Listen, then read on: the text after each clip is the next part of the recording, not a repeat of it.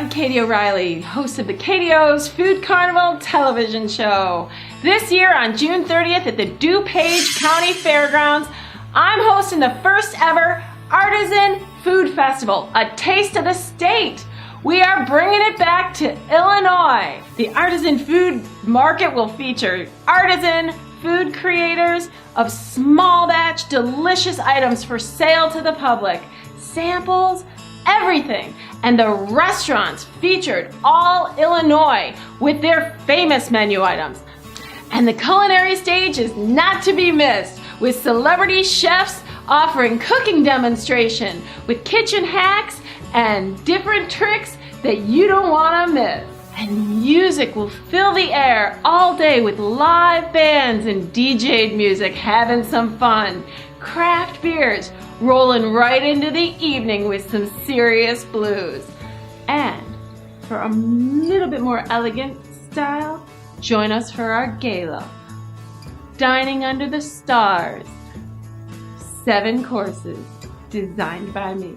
The Artisan Food Market will feature artisan food creators of small batch delicious items for sale to the public, samples, everything. And the restaurants featured all Illinois with their famous menu items in tasting portions. Admission is $5 at the gate or free with advanced registration. Go to artisanfoodfest.com to get tickets today. Artisan food producers and restaurants may sign up to be a vendor at artisanfoodfest.com or call 773-941-7753 for more information. Dip my shrimp. Much for joining for tasting time.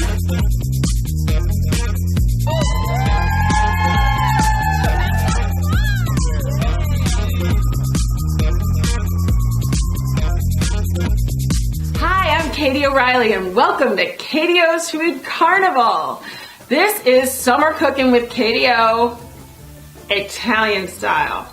Italian is one of those food types that my family loves. So this way, I'm taking you in the kitchen and I'm going to teach you some hacks and tricks to get delicious, fresh food on the table fast that your whole family will enjoy. This is going to speed up your time and teach you some tricks that you are going to use over and over again. I swear, you're going to love this episode. I'm getting a little more casual and using a couple more pre-prepped ingredients. So come on, join me in the Carnival kitchen. I love Italian. Let's go. Hi, I'm Katie O'Reilly and welcome to KDO's Food Carnival. We are in the Carnival kitchen Italian style. Now, all of this that lays before me looks so complex, but it is so easy. And mwah, these Italian ingredients are gonna burst your palate and delight you. This episode is going to turn into multiple episodes because Italy is a country that just makes my palate dance. I could go everywhere. There's so many ingredients that I love, but right now I'm starting with that fresh, easy to make ingredient that you really love and maybe you can make really easily for yourself or your family on that hot summer day, and it brings you right into Italy. So where do we go? The one thing that everybody loves the most, I'm going to dive right into what's sitting right in front of me. Why ignore the elephant in the room? Pizza is incredible. And I have the easiest way to make pizza. I make it for my family all the time, and there's so many pre-made ingredients. Let me show you how it's done. It's easier than you think. I'm craving pizza. I don't like the places that order from or deliver here, but I don't want to spend too much time doing it. All right, let's dive in. I have purchased a pre-made crust. Now, I've trusted a lot of crusts. There's thin, there's thick, there's super thin, there's super thick. I like just a thin crust. So I've found one that I like, not very flavored, but it stays moist. It comes actually with a sauce packet, so it's that kind of crust. So anything you find. I'm going to teach you some hacks first. I've got my ingredients all laid out, but this is what I really like to do. If you like veggies on your pizza, let's start there. Mushrooms and onions taste the best when they've just been a little bit seasoned. So let me show you. I've got them sliced. Mushrooms, onions. I take Ziploc bags. Now these are gallon bags. I just dump my mushrooms. This is my hack. They've been sliced and cleaned. You can buy them pre-sliced. Cut your corners where you can. I'd rather have you just make a nice fresh pizza for yourself. I'm going to do, now this is my favorite. This is organic olive oil from Villa Gabriella, and it's from Tuscany, and they make an amazing product, and it's incredible. So organic, if you're going there, stay there. I also like a little truffle oil, so just a hint. Don't go heavy on the truffle oil. A little bit of, well, actually, that's almost all you need. I do like a hint of garlic salt because this flavoring is going to infuse right into your mushrooms. That's all you need. Take the air out of the bag. This is going right in the microwave, literally, for 2 minutes. Okay, I'm going to do the same thing with my onions. On this one, though, you're going to see sliced onions raw into a bag. This time I'm going with, once again, our organic olive oil and a balsamic glaze. Now, balsamic glaze is a little different than just the vinegar because it's thicker, but you buy it. All these products are purchased. So feel free to go to the store, find your favorite product, and do it. Once again, hint of garlic salt. Not too much. No other spices go in there. We're going to mix it up. Take the air out. Again, 2 minutes. Be right back with the results. All right, so here's our kitchen hacks.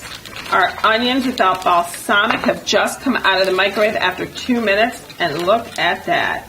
It's as though you sauteed them for hours. And then we've got our gorgeous mushrooms. So well seasoned. If you could smell with me, you'd be loving it right now. Okay.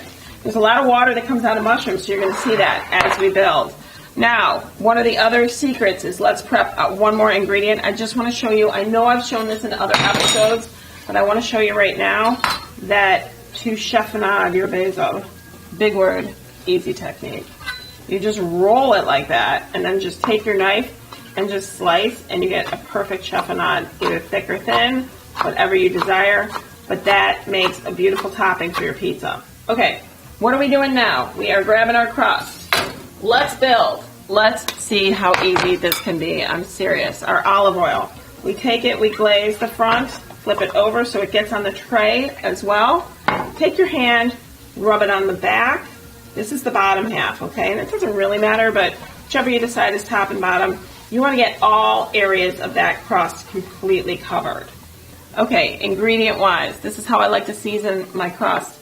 I like a little bit of garlic salt, or I like to put a little garlic into the olive oil in advance. But if you haven't and you don't want to do the work, just grab the garlic salt. Parmesan cheese, just a teeny touch on that crust. We're going to do a little sauce as a base. Now, I'm telling you, if you have a packet that you like, use that. They usually give you a good amount. I make my own, but I make it in advance so I can just grab it. And a little, spread it all over. Where do we go from here? I like cheese nuts, shredded mozzarella. Okay, we got it. Cover all those ends, because then when you're eating it, you're like, every piece looks delicious. After that, now I'm going to show you what it's like if you just want to have a simple pizza. Just pepperoni, cover it all over. But you see how I'm covering all areas? Because you want pepperoni in every bite. So you're like diving in, you're thinking like, oh, I want that piece with the pepperoni. If you're not really a meat eater, just go with the veg, and I'll cover that in a minute, but let's just pretend we're all meat eaters here. If you want to keep going, crumbled sausage, Italian sausage, love it, all evenly distributed. You don't need a ton because it's been crumbled and it's got a lot of flavor. That is for the basic eater. If we want to go even more exotic, I'm going to do a little sliced ham, and this is just like a boiled ham that's not too salty. It's not a prosciutto or a cured ham. And then I'm going to go with those onions. Oh, so cool, right? Put as many as you want on there. And I love my mushrooms, so I'm doing that as well. Even to top it off further, little mild pickled cherry peppers and some not so super salty olives. And we are putting this in the oven. It's cooking for about 14 minutes. Okay, and then what's the best thing is you can put down that telephone and don't call that delivery guy, and you are going to be relaxed and satiated all at the same time, and you're going to get the pizza that you want and your family wants. It's so easy to do, literally. I love it. Okay, now the soup. Love soup. That's a little bit more complicated. You start earlier in the morning, but oh my God, it is an act of love, a gift of love, and everybody loves you for making it. So it's love all around. And I'm going to walk you through the various steps, how to make a nice, delicious broth, and then go from there and add your ingredients. And this is going to take a long time. I call this love soup because number one, it is an act of love to make this soup, and you'll see why. But I'm going to walk you through every step. It starts early in the morning, and you don't have that much work to do in between, but the slow cooking time brings the love out in everybody. My whole family loves this soup. Everybody who's ever tried this soup loves this soup, and it's a well-developed flavor. So let's get going on it, okay? So here's our love soup. I've got a bone-in ham shank. You can use the butt. You can use whatever you want, the bone. That's part of it. So that's the real trick. So let's turn this around. We've got bone area here. You're going to see that there's plenty of fat and the bone here. I'm going to carve it up. Watch me carve. We're taking off just big chunks. We're going to hit that bone and we're going to carve around it. And what I'm going to do is I'm going to try and do this so you can see that breaking it down is not as complicated as you think. Some of it's going to go into boiling down for the stock, and some of it's going to go in later. All this fat is going to go in early. Sometimes you may want to opt to make soup 2 days, make the broth the day before, and then actually finish the soup the next day. That way you can chill your broth, take off that layer of fat, and make it a healthier version. It's up to you depending on what cut of meat you're using as your base. So what I've got here is I've got a pan of water, and I've got my ingredients in addition all laid out before me. So what I'm going to do is the pieces I want to use later, I'm going to set aside. Take all these remnant pieces, put them all in this big bone, put that in, and like I said, this can be saved for later. You're going to see if it's got a lot of grizzle, put it right in. This has a nice chunk of nice lean meat. We'll save that for later, retaining. Okay, what else do I have aside? I've got some water in here. I'm going to suggest before you put your ham in, only fill your pot with 1/3 to 1/2 of water because you never know where the levels are going to bring. You can always add more. 1 onion skinned and chopped roughly. Add. This is the rough cut. Carrots. You can either peel them, not peel them, depending on if you're getting organic, if they're clean enough. Take the ends off because you're gonna see why later. Celery, all of it. If there's any kind of dead pieces, you can use like your older celery, as long as it's not rotty in any way. Put it in. Take that little bottom off, but put that core heart of the celery in. I love to add garlic. I've got 2 huge tablespoons of chopped garlic. Put that right in your broth. If you want to just throw the whole cloves in, you can do that too. Bay leaves, always. Soup is not an exact measurement, so free yourself up. This is your love soup. Put your energy into your pan. This is going on high heat to bring it to a boil for 1.5 hours to 2 hours. And check this out. All that stuff I just boiled down and picked through, I have diced it into nice, beautiful sizes. I'm adding that back in because that is still incredible ingredients. And then what I'm going to do is add some fresh as well. So what I'm going to do is I'm going to get some nice crisp carrots. And this is where our vegetable, you decide what vegetables you like. Zucchini, anything you have in your garden, squash. I've got a little bit more crunchy celery in smaller bite-sized pieces. These are going to all cook down. And then look at this tray. This is the ham that we picked through that we did not cook down. Some tomatoes and some onions. So this is going to really, really, really create a gorgeous array in our soup. And wait until you see love soup in all its glory. Check this little trick out. I've got some macaroni noodles. I never like to add the noodles to the soup, but this is a beautiful seasoning tip. This is some homemade pesto, but you can go buy your favorite type. Mix the pesto with the cooked noodles, okay, and cook them al dente so they're not too soft, because you're about to add your hot soup. But look at this. Now, check out this. Yum, it smells delicious. I wish you could smell it through the camera. We're gonna put that at the bottom of our soup, so just at the base. As many noodles as you want. You can always add a little extra of the pesto just for seasoning. And then let's get our love soup rolling, and wait until you see this pot of love. And the reason we call it love soup is because it has been brewing all day long. Everybody's ready for it, and we stir it up. It's got gorgeous veggies, gorgeous ham.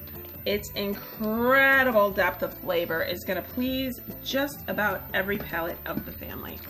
Ladle that on. It's nice and hot.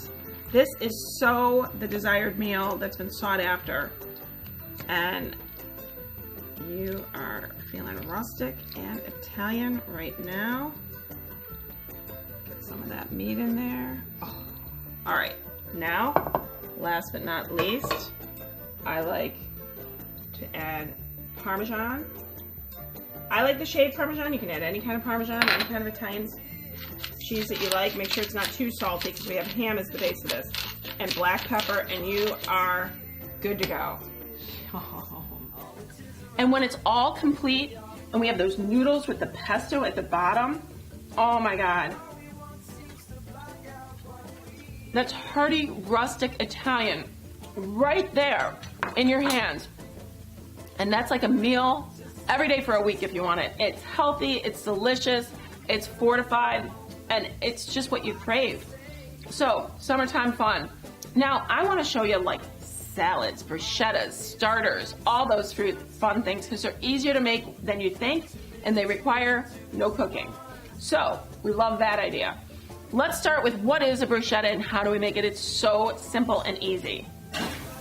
One of the easiest things to make is a table starter, and a table starter is so cool, especially when you're making soup all day and everybody's like begging to eat and it's not ready.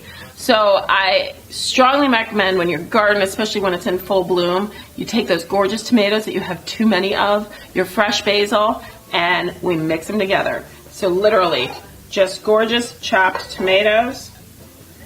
I have chiffonade my basil.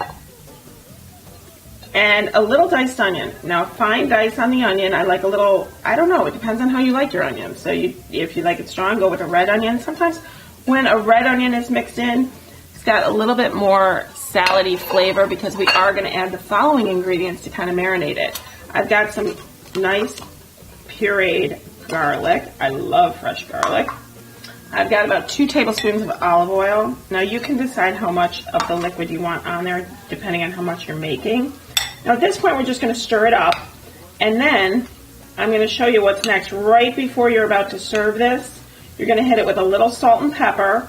You don't want to do it too far in advance, because it's going to take that water right out of your ingredients and your tomatoes especially. So you don't even want to mix this too early, but the oil won't do too much. And then drizzle with a little balsamic.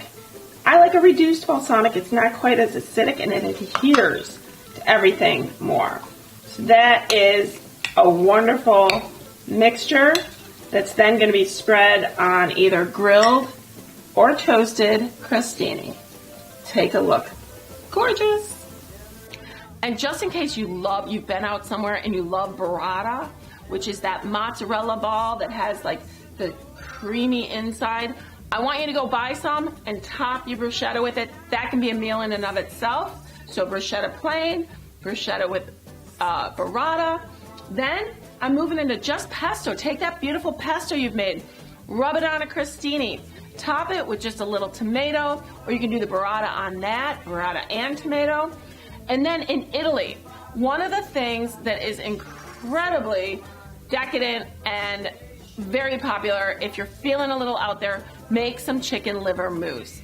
I'm not going to show you the technique today because there's a little bit of a cooking process on that one, but if you make it in advance, find your favorite recipe, and then chill it. You serve it on either your grilled bread or your crostini. And I love to grill bread, so feel free to go throwing that French bread on the grill, and it's got that smoky flavor. And this is absolutely going to bring you back to Italy. Pair that with a little prosciutto, little sharp cheeses, Asiago, Parmesan, anything you want. It's like you're sitting in Florence. I swear to God. Oh my God. All right. Now, caprese skewers are an ever so popular item.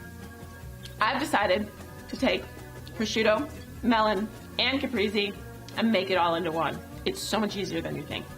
These are amazing. What I am creating is so fresh and summery, and everybody loves them. This is a melon prosciutto caprese skewer. Not so difficult, so let's build it together. What we're gonna do is first ball your melon. Get a melon baller, so easy. Every home has one, right? Oh, let's start with a little green honeydew. And then these are just literally mozzarella balls, so you can go buy them. I'm not expecting you to make your own cheese. Go buy all this if you can. Take a leaf, wrap it.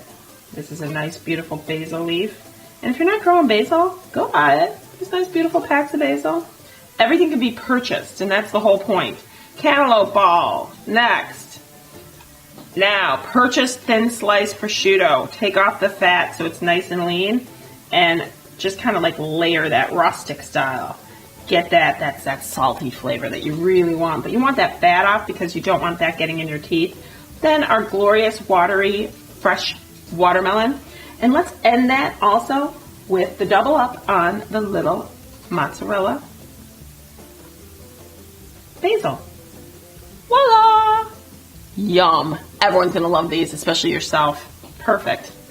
And when they're finished, they're so fun looking.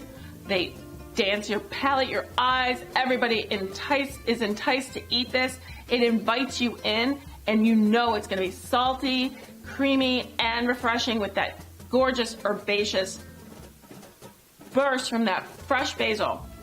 You're in your garden. I'm not suggesting in any way that you need all of these, but all of these are delicious and perfect. Then let's go with just the classic caprese. You have these gorgeous colorful tomatoes and this fresh mozzarella. How do you lay it out? It is so simple. Take a quick look. A classic is the caprese salad, and so many people ask for it, but they don't totally know what it is, and they don't know how to bring it up that next level. And I'm here to show you. Look at these incredible heirloom tomatoes. These are tomatoes grown in different colors with different flavors and textures. All totally unique and should be treated as individual ingredients and treasured because they're beauty. And tomatoes are actually a fruit, so we embrace the tomato so much in this salad. I have layered on one of the platters, and this is a platter for plenty of people, the variegated colors, the fresh sliced mozzarella, and the basil, the big basil leaves in between. Currently, this is completely undressed. Right before your guests come over, I recommend the most incredible basil vinaigrette. And I've got the recipe going on in my cookbook, and I can offer it online. And it's fresh basil, beautifully presented.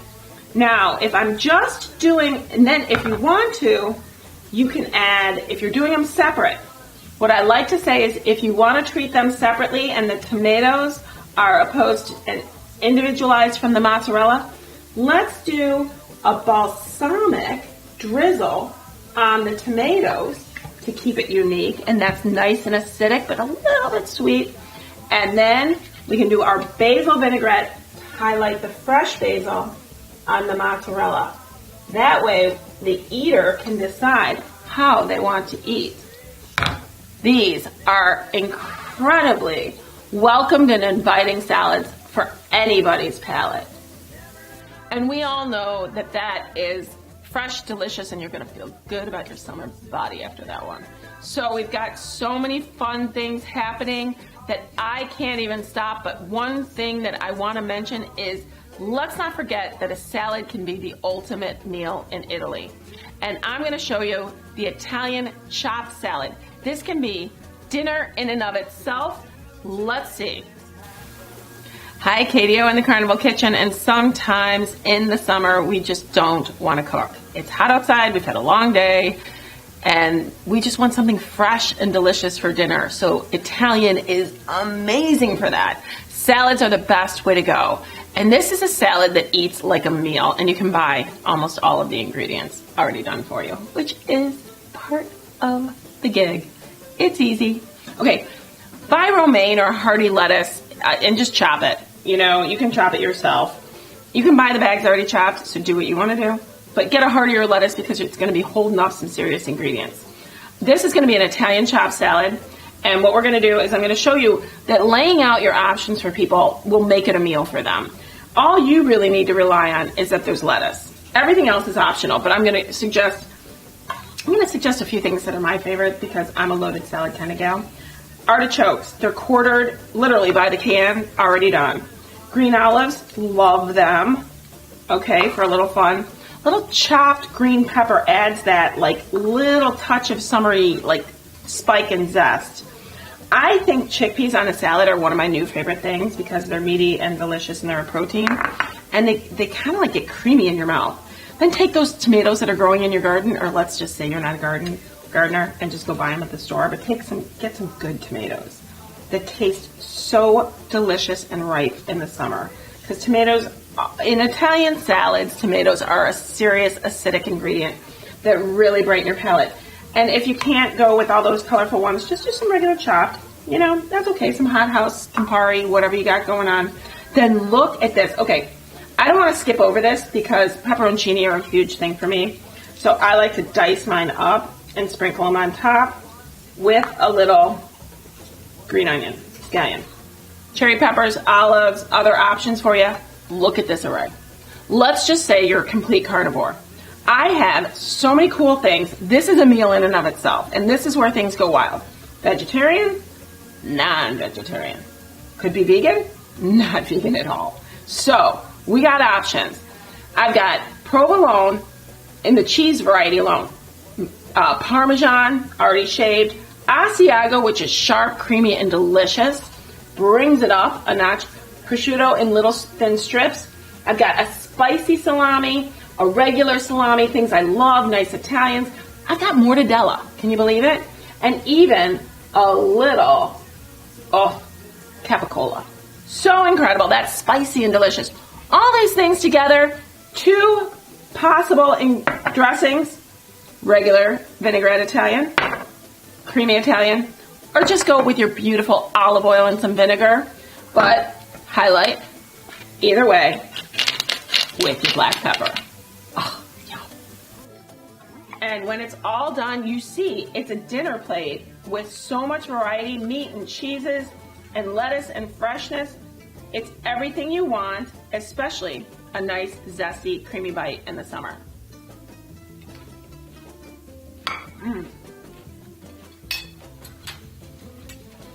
That's Italy in a nutshell. That summer, I'm going to come back with some cooked one in my next episode, but this time we have to top it off with a couple of sweets. And what I have before you is 2 decadent desserts made with lemon. First one being a lemon ricotta cookie. Oh my God, so amazing. And they're glazed with a lemon drizzle. And these paired with just a club soda with a bright lemon garnish or a lime if you prefer, but so refreshing. And the cookie, it's creamy, it's moist, it's sweet, it's so bright with that lemon. It's got this citrusy flavor that makes you want to go back for more. Those are some of my absolute favorite. I'm making limoncello cake, which for me speaks to that lemon and sugar flair. So limoncello cake with candied lemons and lemon frosting. Let's take a bite, shall we?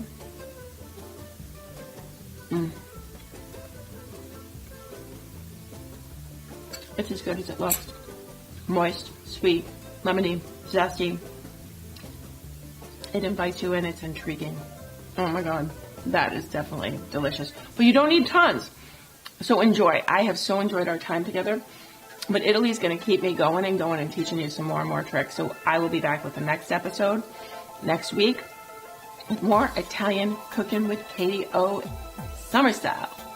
Thanks for joining me.